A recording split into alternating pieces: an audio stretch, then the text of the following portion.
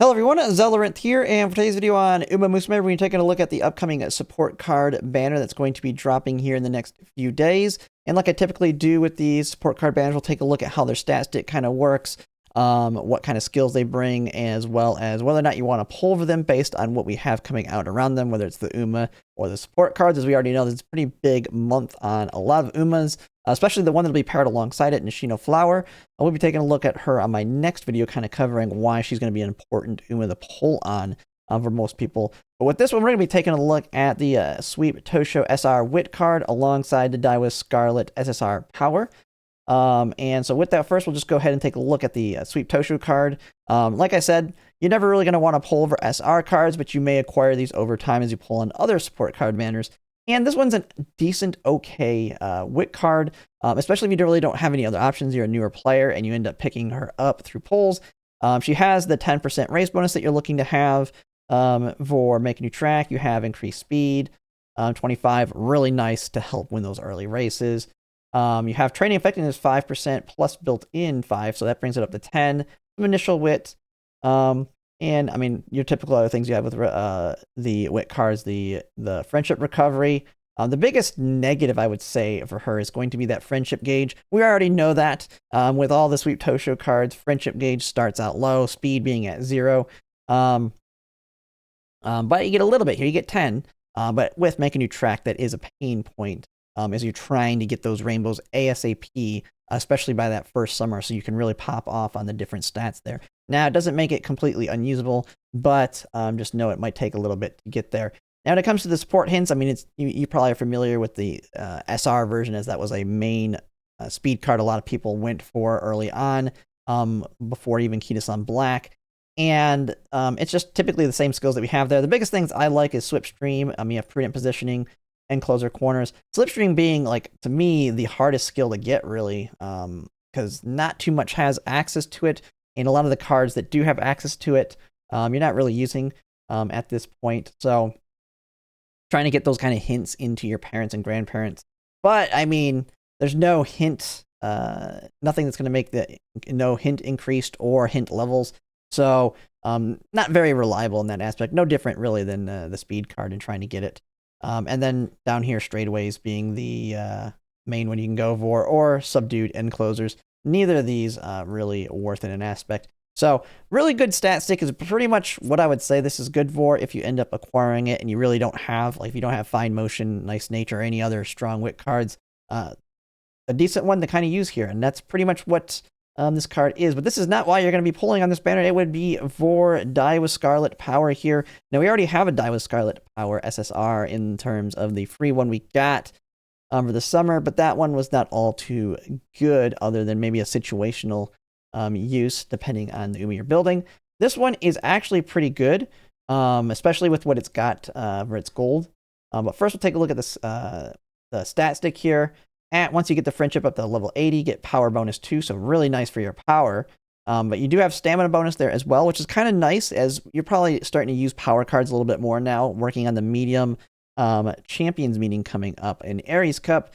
And being a 2000, you can really get away with power cards over a stamina card. And just that little bonus will just make it a little bit more comfy in getting some stamina. Initial power, really nice to see. I like that with making a new track. Just make those early races easier.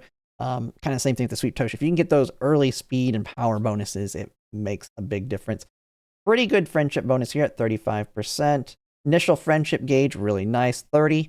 I like that high initial friendship for making you track, because you're not doing as much training to get that friendship, and you want to get the max ASAP for the summer. Has 10% race bonus as you need. Hit levels 2 and frequency 30. Nothing crazy there. But, I mean, when you kind of go into here, I mean, depending on the track, you have straight descent. But you have pace tracer corners, which is nice. Prepared to pass. You can get some discounts on that from Speedstar. You're bringing, like, fine motion.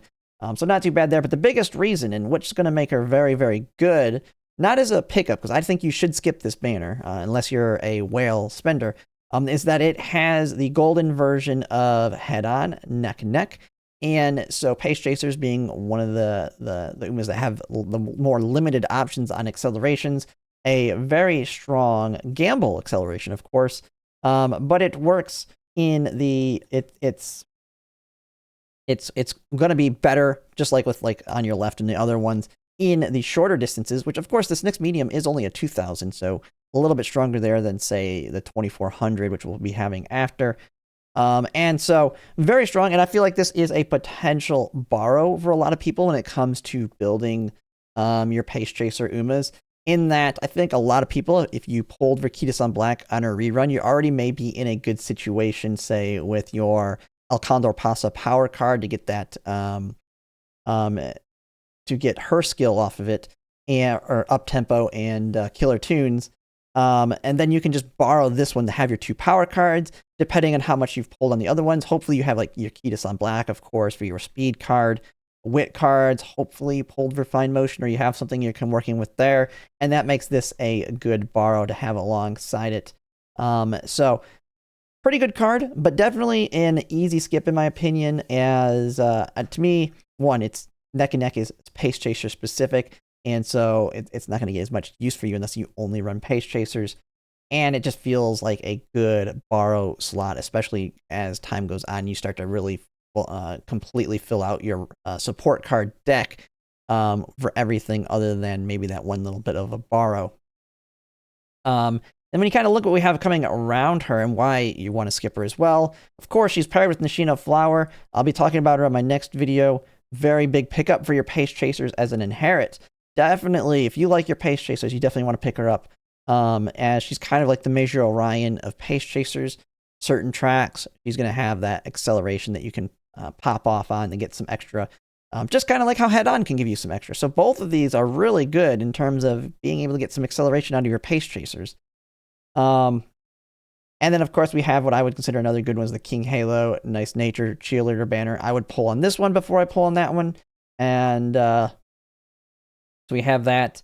And then of course you're going to want to continue to save, of course, for well, you have I just skipped over it, Mr. CB Wit, Summer Maruzensky, and then being able to heavily pull on the Agnes Tacky and the Light Hello. So any savings you can do is important right now, as you want to try and have, I would say, at least 400 potentially for that Light Hello Agnes Tachyon banner.